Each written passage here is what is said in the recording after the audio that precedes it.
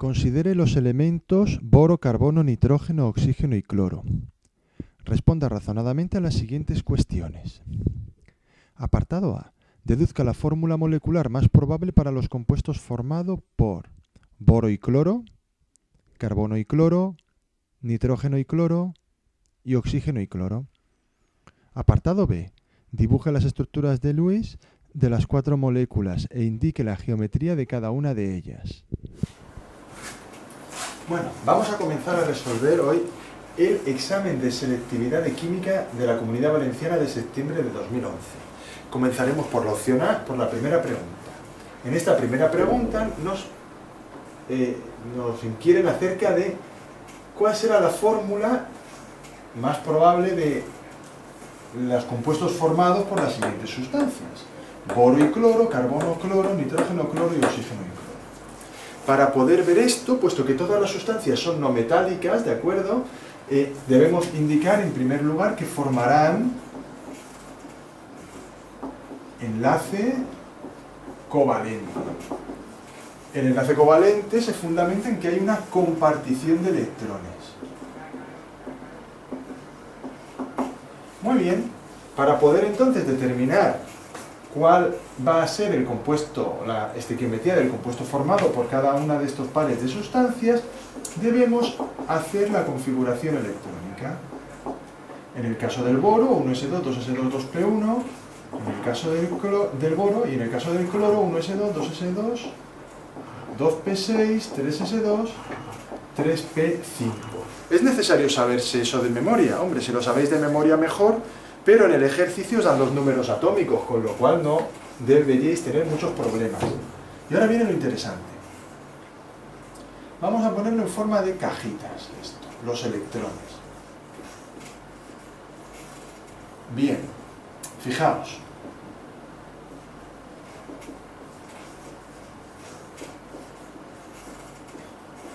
El cloro lo voy a hacer solo esta vez porque, aunque luego se repite, pues ya lo tengo hecho para los siguientes apartados, ¿Qué observamos?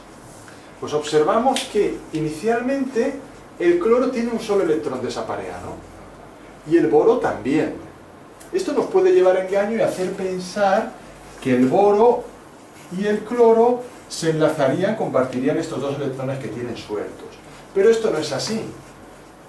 En el caso del boro, lo que va a hacer va a promocionar un electrón a la capa superior. Por eso decimos que el boro tiene 3 electrones de valencia, porque tiene 3 electrones en la última capa y es capaz de promocionar un electrón a la capa P, de manera que ahora el boro tiene 3 electrones desapareados. Por lo tanto, su valencia covalente es 3. Mientras que el cloro tiene solo un electrón desapareado, por lo que su valencia covalente es 1. De manera que, si tenemos que el boro tiene una valencia covalente 3 y el cloro valencia covalente 1, la molécula formada será el tricloruro de boro. ¿De acuerdo? Importante no caer en la trampa de que el boro tuviera solo un electrón desapareado. Bien, en el caso del carbono, vamos a poner aquí ya una de las soluciones para poder tener sitio en la pizarra. En el caso del carbono, la película es similar. El carbono es 1s2, 2s2, 2p2. Puesto en cajitas, observamos que aparentemente tiene 2 electrones de valencia, pero ocurre que promociona el electrón de la capa S, quedando los 4 electrones de valencia desapareados, por lo que su valencia covalente es 4. Como la valencia covalente del cloro sigue siendo 1, porque estamos en el mismo caso de antes, la molécula que se forma es el CCl4, el tetracloruro de carbono. Todo esto, aunque es un poco rollo, hay que ir explicándolo en el examen, porque esta pregunta es teórica. El nitrógeno, esto ya, pues, más de lo mismo. Lo que pasa es que en el caso del nitrógeno, puesto que tiene aquí ya 3 electrones desapareados, y aunque promocionáramos un electrón, no lograríamos aumentar la valencia covalente, pues simplemente podemos decir que la valencia covalente es 3, como la del boro. De manera que al ser 3, se va a formar el tricloruro de nitrógeno. Importante el concepto de valencia covalente. Y en el caso del oxígeno,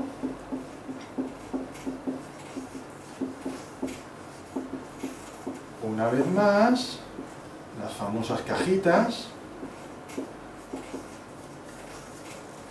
la distribución electrónica sería esta, y al igual que en el caso del nitrógeno, pero solo que ahora hay 2 electrones desapareados. Aunque promocionara algún electrón, no podría aumentar su valencia covalente. Mucho cuidado porque en sustancias como fósforo, o azufre, o el mismo cloro, cuando se actúa como, con otra valencia covalente que no sea la 1, sí se puede dar el caso que promocionen electrones a las capas D. No el caso de estos que pertenecen al segundo periodo, y por lo tanto es imposible que promocionen electrones.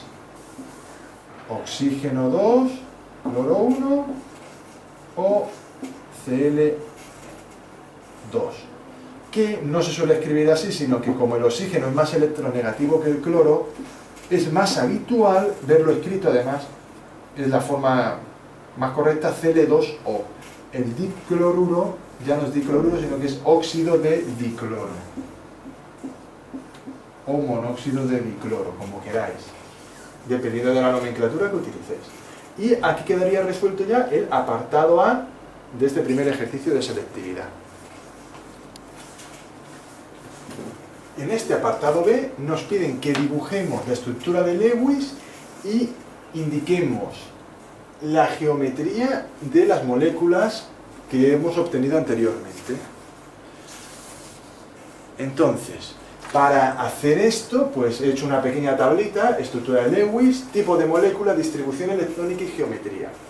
Siempre que os hagan una pregunta de este tipo, recomiendo escribir: según la teoría de repulsión de pares de electrones de valencia. Incluso si estáis con ánimo podéis poner lo que dice la teoría, y gracias a eso pues podemos predecir esta geometría. Hay que indicar en qué teoría nos estamos basando. Bien, el tricloruro de boro, como hemos visto antes, comparte 3 electrones. Es una excepción de la regla del octet. El boro, como podéis ver, solo tiene 6 electrones alrededor. El tetracloruro de carbono, pues comparte los 4. El tricloruro de nitrógeno comparte los 3. Y el óxido de dicloro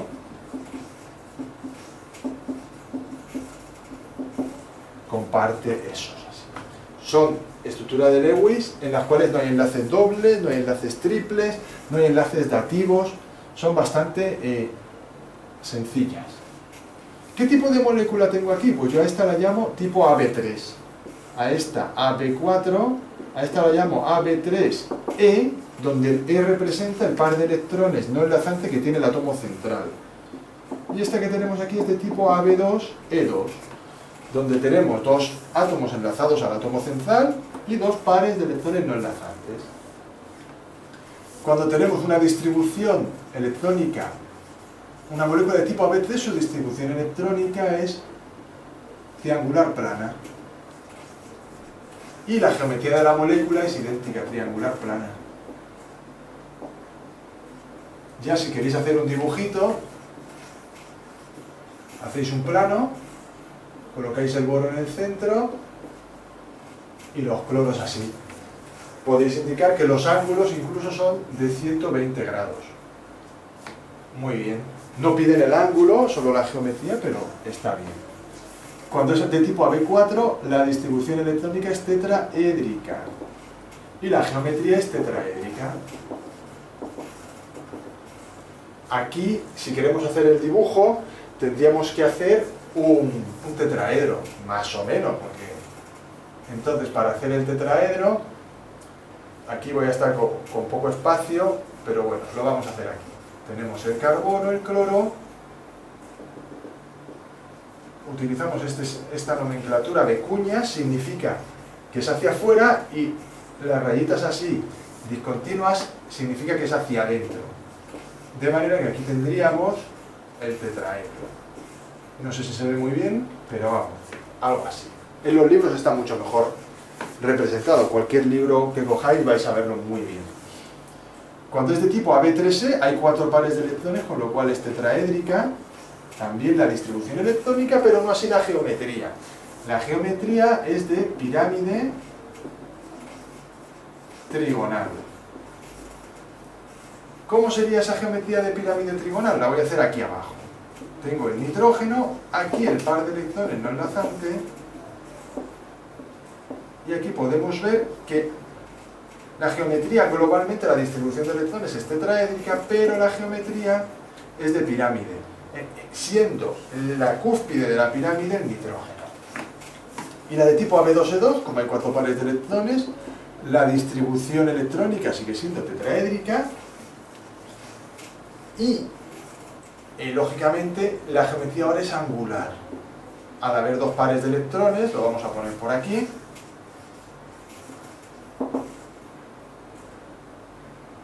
podemos incluso poner el otro par aquí en el plano, y ahí tenemos la molécula angular, puesto que los pares de electrones no cuentan para la geometría. Muy bien, el ángulo en las moléculas tetraédricas está en torno a 109,5 grados. En las pirámides trigonales, por la acción del par no enlazante, el ángulo disminuye, y podemos ir hablando de unos 107 grados, 107 grados y medio, tampoco vamos aquí a estar ajustando con los decimales. Más o menos, lo que sí es importante saber es que el ángulo disminuye. Y en el caso de las moléculas angulares, al haber 2 pares no enlazantes, el ángulo todavía disminuye más. Y en el caso del agua es 104,5 grados, aquí pues tendrá otro valor, pero importante resaltar que el ángulo disminuye. Quizás incluso sin necesidad de poner los números. Y esto sería ya la finalización del apartado B.